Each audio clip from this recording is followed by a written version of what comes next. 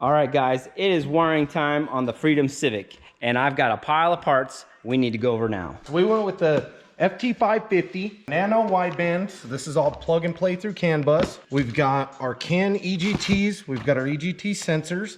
Then we've got a 5-button switch panel from FuelTech. That's all CAN bus. So you can set them up however you want, do whatever you want with them. Some pressure sensors. These are the 0 to 150 pressure sensors. We use these for fuel pressure, oil pressure, coolant pressure, dome pressure if you use it for boost control, and a bunch of other stuff. You can use them for about anything. And the nice thing is, staying with that sensor, you can have a couple spares, and whatever goes bad, we can swap it easy. Yep. Keep this simple, because simple is what you need when you're at the track. All right, guys, all this madness is brought to you by eBay Motors. Millions of parts at your fingertips. It's never been easier to find what you're looking for. Now, we've been shopping all over eBay, getting all the parts for the Freedom Civic to make this one wild ride. When I browsed the eBay Motors app, found it's incredibly simple to find what I'm looking for at the price point I'm looking for. Shop with confidence, shop with eBay. Let's make the Civic rip. Thank you, eBay. What we're doing with the harness, we've been using the universal 4-cylinder A and B harnesses. This is what we have in my car, and Shane's car, and a bunch of customer cars. This works great. You can change a couple plugs and make it work on your rig pretty quick. It's got the extras that come with it, so you can plug in whatever else you add to it that's not in the harness. And then why don't you show these guys what you're doing different with this one? Yeah, so guys, what I'm doing with this is I've actually elected to use the factory K-series harness right through here from the crank sensor all the way to the end of the coils. What I'm gonna do with all of these, I'm gonna wrap these up, put them in a Deutsch plug, so it'll be to one plug. All those can be terminated off of here, put into one Deutsch, and then it's just gonna be a plug and play deal. And it should speed up my life, honestly. We're not running all the wires through here. They're already ran through. Those are tucked real nice. Yeah, and I don't gotta change all the plugs to all the coils. I don't gotta repin all the connectors there. Keep it simple. And that's what I'm working on doing. So we're gonna get into the wiring now. Also, I've seen online, guys are talking about, you know, with the K-series, they're having trouble with the tuning aspects of these. In this video, I'm going to include what I use for crank sensors and crank triggers. I'm going to include what we did with the crank trigger and the cam trigger in the video as well. So you guys that are hesitant about the FuelTech, you can put those hesitations aside. You can set yours up very simply and get it running in no time. Don't let it scare you. Don't let it overwhelm you. We'll give you the tools and you can do it also. If you have questions, you can feel free to email us. We'll help you through it. We can log in as well if you got the FuelTech, help you get it set up and running in no time. I'm gonna jump on this and get this bad boy going. All right, guys, so you can use the factory trigger wheel, and I'll include the settings, but we have elected to take and knock this tooth off and this tooth here. Knocking this one off just makes these teeth even, and then this tooth here will be our missing tooth. Now you can see the tooth knocked off here and right over here. So now we're evenly spaced, 12 minus 1, and this trigger is ready to go. And you can see we are a Hall sensor, 12 minus 1, and 189.1 degrees. And we're falling. So that's another option when you're tuning a K-series on FuelTech. All right, so we're gonna remove that tooth, that one, and that one, leaving us just the one tooth up there in the corner. You can see this is on exhaust. So we're gonna go ahead and grind these teeth off, leaving just that one. Right past the keyway. Right past the keyway, and that's how you'll set up the cam trigger. Cam sensor is a Hall sensor, single tooth, falling edge, 360 degrees of detection, and is located at 380.6. You can see where the keyway is and the single tooth remains. The rest of the teeth, we grind it off. All right, if you're gonna use the factory K-series triggers, here's the way we like to set them up. We use the Hall sensor, 12 plus 1 because we don't have any missing teeth, 334 degrees, and that tooth's gonna be rising. And the cam sensor will be set up also as a Hall sensor. The cam will be at 683 degrees, single tooth, rising, but we're only looking for 40 degrees of detection because we're gonna ignore the other 3 teeth. Remember to always double check your timing with the timing line. Wiring diagram. Wideband, I think, can go in the cowl. Yep. And we can stay away from the heat. It's gonna be our ground to the head. So when you look at these harnesses, they say power ground, or this one says battery ground. So the battery negative has to go to the battery. Probably the most important part of this whole wiring process. 100%. So the power ground goes to the cylinder head. Yeah, it has to go to the head. So then our TPS sensor is going to be a little short, so we have to change the plug anyway. This is your coils and your cam and crank triggers. So this and your oil pressure here is what's going to go to your sub harness here, minus the power ground. Here, let's put this back up here for now. And then there's our injectors are all together. So these we can probably put a Deutsch on and extend those that little way. Sub harness for those, and then the sub harness like we're doing for the coils. The stuff with this harness that doesn't come wired in: fuel pump, fans, and starter. That's the 3 things that you're going to have to wire. You use a relay on all of them. It's also important to use the right spark plugs. A lot of guys will throw in the NGK copper 4554s, which we all love, but with FuelTech, we can create noise and it'll shut the ECU down. So we run the 2669 NGK spark plugs, which is a PKR9EIX, and that plug really solves a lot. And we're gonna have some fun. This is cool. All right, we just got a super good package from our good friend Cletus, PFI family. Thank you for coming to all the events. Got some stickers. Got some new merch, huh? Large. It's been a while since I got myself a Medium, Cletus he shirt. knows you. Medium. XL.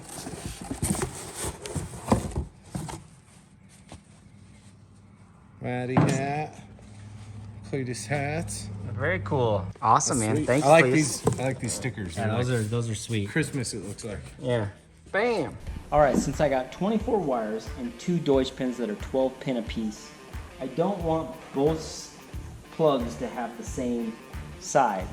I wanted the opposite from each side. That way, when I plug them in, they can't get plugged in wrong if somebody's hustling and trying to finish up something. So I'm gonna do the opposite pins on the next 12 wires. And what that's gonna do is make it to where nobody can confuse it when they're working on it. Very important to think about when you're building a harness or anything else, because if things are close together and people can't say which is which very easily, then usually you'll have problems. For example, these cam sensors are the same plug, but I need both of them because I need to know where the intake cam is while I'm doing the VTC. So it's very important. So I'll probably label this one with a piece of red heat shrink, just so I always know. Or the other one. One of them is going to get red heat shrink on it just a little bit, just so we know where it goes, and that'll help us all always decipher what's up. So. You're my best friend right now. This one's supposed to be here until tomorrow. All right, we're killing it. That's huge for us. Yeah. Oh, Mario's gonna be so happy too. Oh, they're. All right, so Steven is hard at getting the seat here mounted in the Freedom Civic. I'm working on some wiring. But we had a very important package come in. Super stoked. We've got our Mean Street Turbo from Apex. And we are super excited to see this thing. So this is a 6469. It's the 400 series. It's a 127 T4. So we're gonna have to do some manifold stuff with this turbo. But we'll get into that tomorrow. Yeah. Yeah, we didn't even expect this turbo till tomorrow. So we're super stoked to have this here today. Yeah. Gives us an inch of head start to plan and plot. Ooh. That does not look like the average 64, 66. Whoa! She's a beaut. It's probably the first one anyone's seen. It is. It is, 100%. This turbo has not been seen. Whoa. Look at that wheel. I'm telling you guys, that's the future. That makes the most sense to me, my brain. And they even like opened up that port a little bit. Billet center section. Wow, that exhaust wheel. She should breathe. It's a little smaller, but the frame size is close to What we have. She is quite the unit here, guys. Apex coming through. We've wanted to use our turbos for a hot minute. We got one on Derek's, Yeah. but we have wanted to test one ourselves, and here we go, guys. But I bet you this thing lights like nobody's business. Yep. It's gonna definitely be a short track class. Yeah. Main Street. Yeah, I think so too. Let's get this next batch done and keep progressing. This is really looking great. These I don't want to heat shrink yet. I'm gonna pull these all down and then I'll heat all of this at once. And it should turn out pretty nice. Should tuck in nicely, back it down in here, something else. And then these I'll tuck and I'll just bring up to it. So I think that'll be an easy way to do this. Looks clean too, not bad. Looks like you're wrapping them all up. Finishing up the last one. So we've got one short block in the trailer that's done. This one is complete. The one in the car that's completely fresh. This one to go in if something happens to that. And then we've got 2 more. And then we've got 1 spare head there. Getting pretty close though. Yeah, this is looking great. This one actually has the low cash bed plate and everything. So Just something to rip apart. yep. It should help it tie it together. Those work Yeah. really good. You know, we're hustling, so.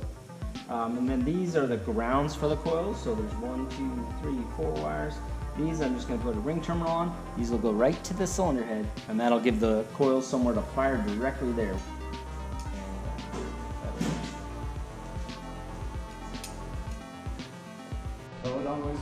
All right, I got the first plug here. Got the coils all in. Got the auxiliaries in. That should be working. Holy mackerel! We finished up all the coils and the VTC and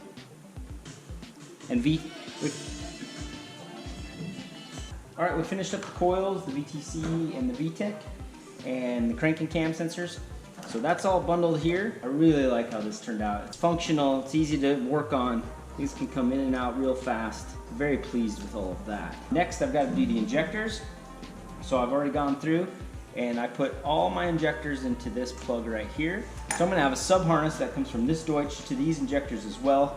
So again, I can just unplug this harness, fold it over, injectors can stay plugged in, and we continue to work fast. So it's really easy and straightforward with this harness to just knock these little things out. All I've got to do is mess with some Deutsches, which are super easy to mess with. I'm not chasing all the pins and plugs, and really I'm knocking this out fast. I'm gonna find what I want to use for heat shrink and then start getting this all bundled up. Set these up just like Honda would, so I'll have the brown colored wire here, red colored wire here, blue, and then yellow. Brown, red, blue, yellow. If you guys can remember back in the day, something I used to preach because cars would come in all the time where the injectors were plugged into different holes, but when you have them like that, it's easy to note if something's backwards. I already know the colors, so it'll just be very familiar to me. So, all right, let's jump in and get that done. Brown, red, blue, yellow.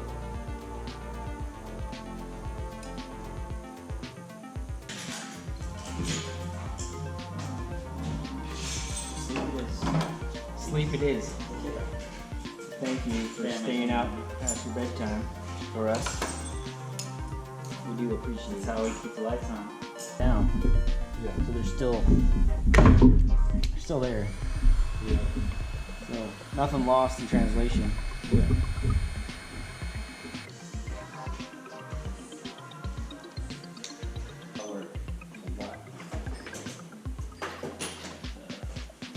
So I need to put this TPS plug onto the FuelTech harness. A lot of guys have asked how you de-pin these. You start by, there's a little white cap in here. You pop that cap out. Let me zoom in here. What you do, a lot of guys think you push this tab on the top. You actually don't. You come to the underneath that little tab at the bottom, lift up on it, and it comes right out. Simple enough. If you guys use the Bosch 2200s or any of those injectors, it's actually the exact same pin. So I'll go ahead now and get the TPS all wired up, cut 3 pins off here, and just keep on pushing.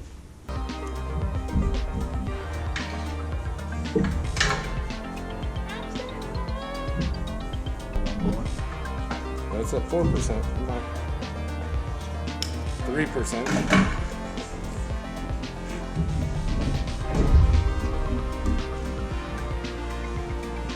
Another thing I did is I added one of these deadheads.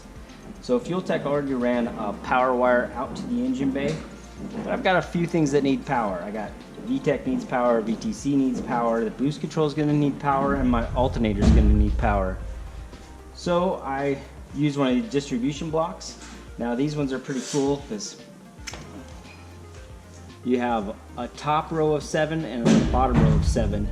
The bottom row, I made it 5 volt. So this green wire with a red stripe here on the FuelTech side is 5 volt power. So having a few more 5 volt references in here, if I add any other sensors or anything else I need 5 volt for, I can just drop a pin in and I'll be able to pin any other sensors. So this will be super handy in the engine bay, and one of those little things that I just kind of dig. So, and I gotta say, I really enjoy wiring things, you know. It's always nice to create something, you know.